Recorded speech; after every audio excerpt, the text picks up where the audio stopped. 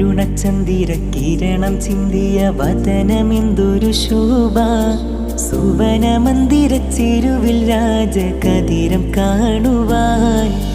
കവനം പെയ്യുന്ന കനകസാഗരം കവിഞ്ഞൊഴുകുന്ന പോലെ കമലം കത്തുന്നൊരതരം നാദമധുരം പാടുവാൻ. പരമരൂപമേ അധികാരഭാവമേ സുന്ദരം ത്വയ്ബ തന്നിൽ പതാക കട്ടിയ സീദുൽ അംബിയ.